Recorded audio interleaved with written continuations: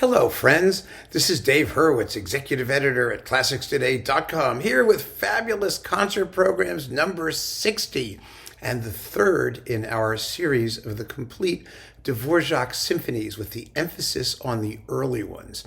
And I have here an absolutely fantastic program for Symphony number 3.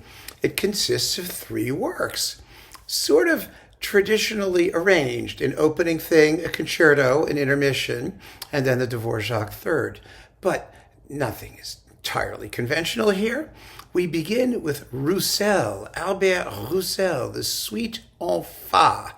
This is an absolutely delicious neoclassical / neo-baroque confection of a work.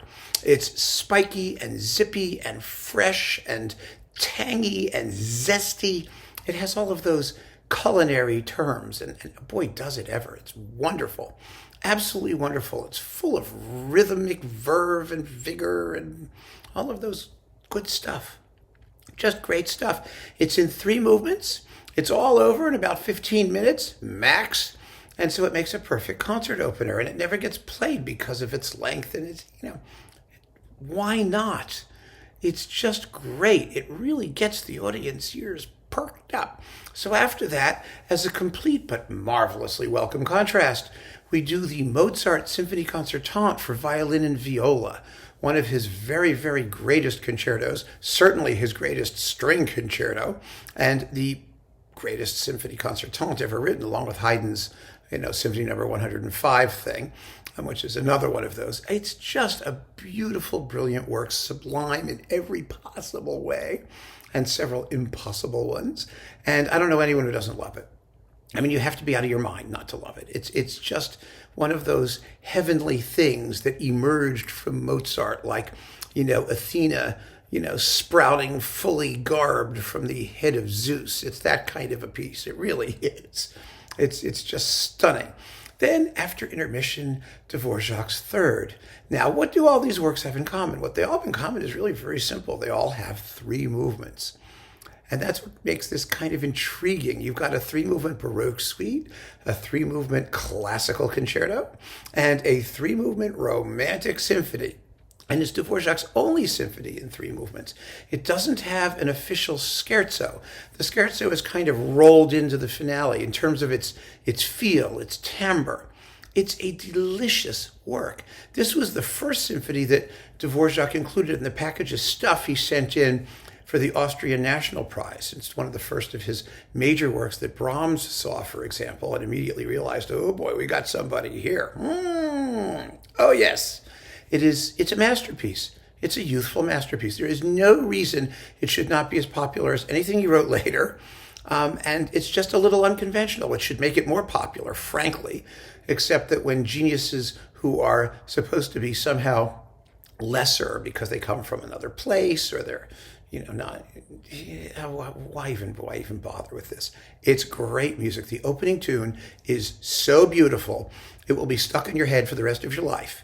It begins dum bum ba bum bum. The tune ya da da da da da da da ya da da da da da da da ya da da da dum you do do do do do dum ba. You just want to hear it over and over and over. Fortunately, it's basically a monothematic sonata form, because that second phrase, ya da dum, those 3 notes, that becomes the second subject. Da ba bum bum, just like that. So you get to hear it lots, but he varies it marvelously. It's just an enormous flow, a gushing flow of glorious music.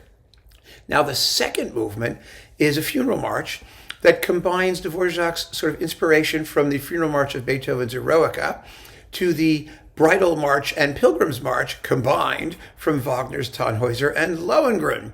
And it's a wonderful combination. It has a harp. It rises to these just blazing transcendental climaxes. It has a beautiful little march tune that Dvorak reused later in his Legends. Yum ba dum ba da da da dum bum ba da dum. It's so beautiful. I mean, these symphonies, you can just hum them after you hear them. And the finale is the scherzo slash finale. It's light, it's bubbly. It's all based on this simple rhythm. Bum ba dum ba dum ba dum ba dum ba dum, like that. Da da dum da da da dum ba dum ba dum ba dum ba da da da da da dum ba dum bum ba ba da ba dum bum ba dum bum ba. And it has a triangle part, and it's just full of joie de vivre. It's kind of like an early sketch for the Carnival overture. And the original score, by the way, has a big part also for cymbals and bass drum, which Dvorak deleted when he started to perform the symphony later in his life in the 1880s, when he revived some of these earlier works that were still disregarded and not published and all of that stuff. But he cared about the piece, and he revised it. And the early scores, one of the early scores I have, has those percussion parts as an appendix.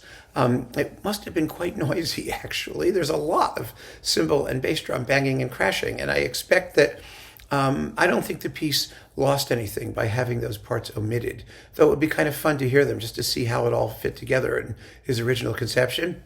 I don't think it'll ever happen, so I'm not worried about it. I'm happy with the triangle as it is.